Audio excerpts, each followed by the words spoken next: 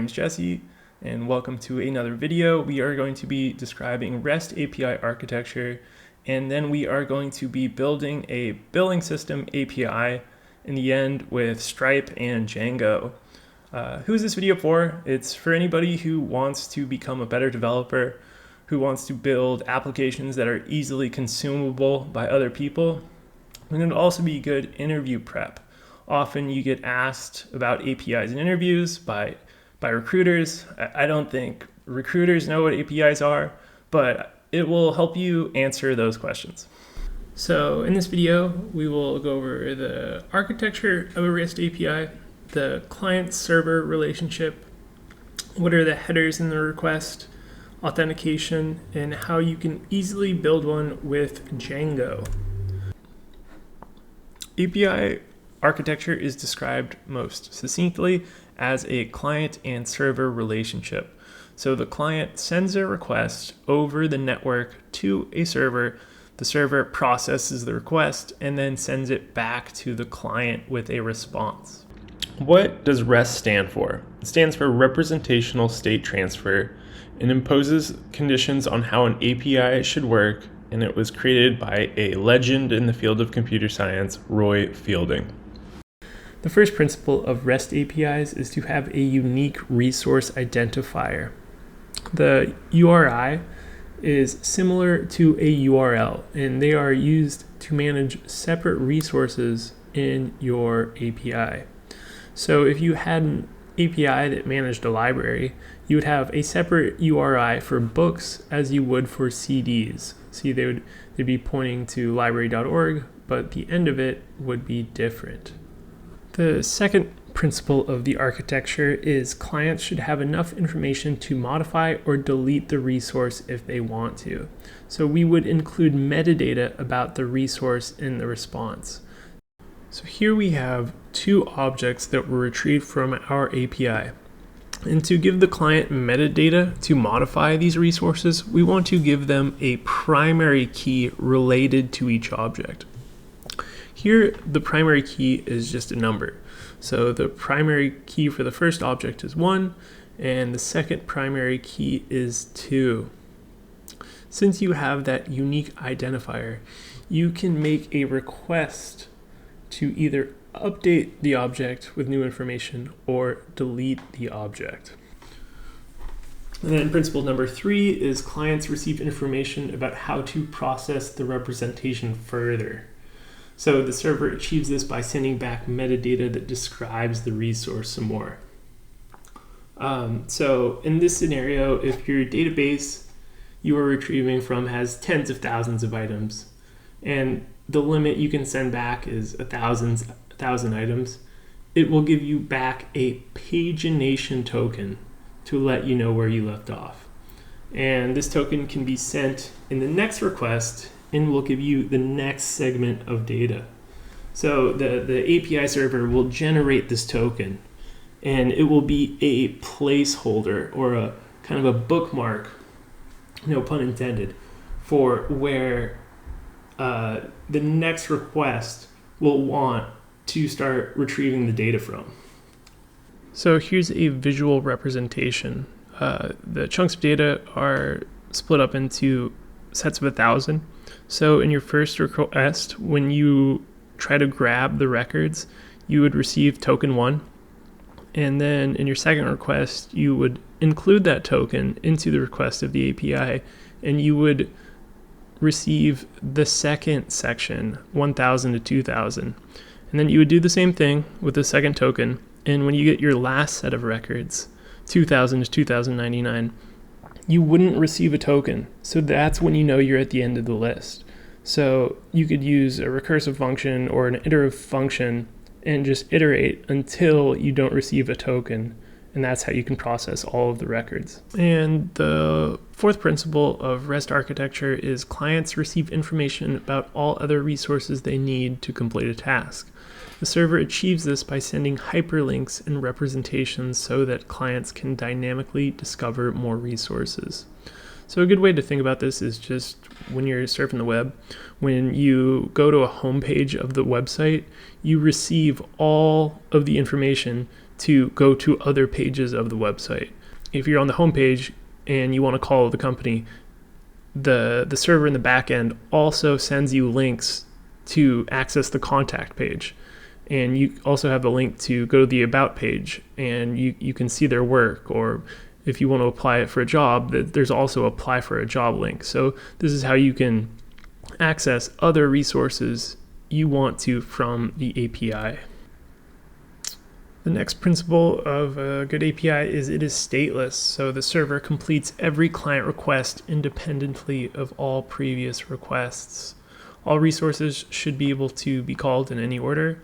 You should never have to make more than one request to get the desired outcome. And this also relates to the next principle of being able to make layered systems with your API. So sometimes when you're calling out to an API, it's actually calling another API, and then that API could be calling another API, and all of these computers are communicating to each other. So, there might be 4 or 5 chains of communication. If all of these weren't stateless and you had to manage the state of them at all times, if there was just one break in the chain of communication, then your whole system would break. So if they're all stateless and they're more fault tolerant and they can all be called in any order, your systems will work better. Another important concept to understand is caching when you're building applications. So if you're trying to communicate to a server and you are retrieving the same data over and over again, all static content is content that doesn't change, you can store that information on the client and only be pulling in new information every time you communicate with the server. So this is a visual representation of how you could implement caching in your system. We have a client, a server, and a password manager. The passwords are valid for 24 hours. So every time we make a request to the server, we need a password. So the client would grab the password from the password manager and then include it in the request to the other server. So it takes 2 requests to complete the tasks. But if we cache the password locally, we could remove one of the requests and only have to reach out to the password manager once a day. So now we will get into the request contents. So this will be on the client side, what the request will include. There are 4 main methods that you will use. There is get to retrieve data, post to send data to the API, put to update data managed by the API, and delete to remove data. Requests also include headers, so authorization, which is a token or a password that gets authenticated by the API. And there's the char set. This is the header is set with the request and tells the server which character sets are acceptable by the client. So UTF-8, ISO 88591, Windows, and etc. The content type could be either JSON or JavaScript or bytes, something else. And then cache control, if you want to use caching. And the body will include the data you want to send to the server. The responses you'll get back from the server are 500 if there is a problem on the server side, something breaks. 400 is a problem on the client side, so that means you did something wrong when sending the request. Or a 200 is a successful request. And that will be it for part 1 of the video. Now we will move on to part 2 and actually build out our API. We'll use a lot of the concepts we just learned and build it with Django. This is what the architecture will look like. There will be a client, there will be a Django server, and then the Django server will reach out to Stripe. Stripe is an online payment processing platform, and it allows you to make payments, collect payments, create subscriptions, all that kind of stuff. So you could use it for a business. So we are creating a layered system, and then we will assign it a URI, and we will also implement authentication between the client and the Django server, and we will also build the client out. Also, you will need a Stripe API key, so you'll create a Stripe account, and then you need to get the secret key, which is this SK test, and then it's a bunch of numbers and letters. First, we need to create a virtual environment with Python 3-m venv venv and source venv bin activate.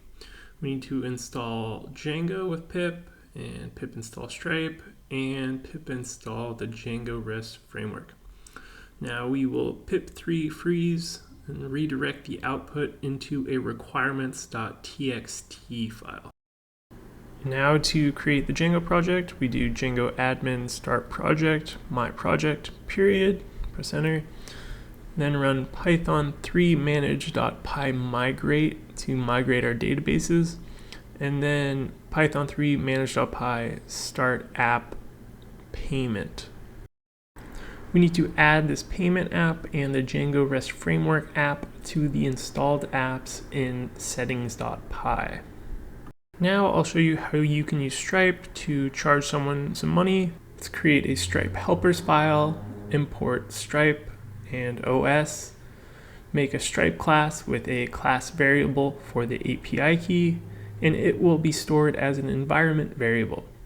So you store environment variables by going to the command line and doing export Stripe API key equals, and then your API key. Now let's make a create token function, and it will have a single parameter data, which will be a dictionary with our card information. And in the body, we will call stripe.token.create, and that will have one parameter card with items referenced from our data parameter, like the card number, expiration date, and security code. And we will pretty much follow the same pattern with charge, but the info we need to retrieve from the data is the amount we want to charge, and the source is the token ID we get from create token.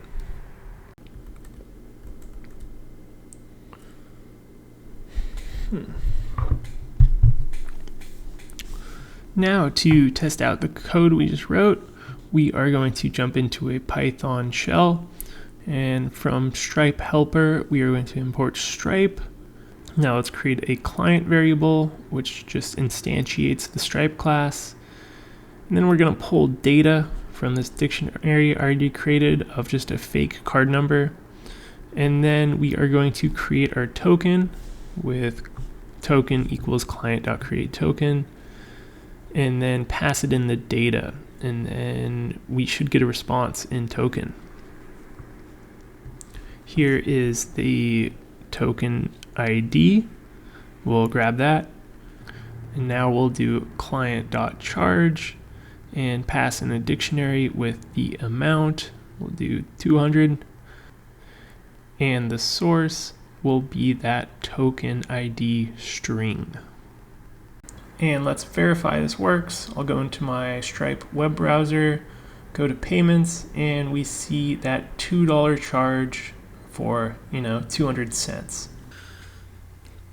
Now that we are able to charge customers, now let's expand this to create, update, list, and delete customers. We'll paste these functions in, and it follows the same pattern where you just pass in the data dictionary and retrieve the objects.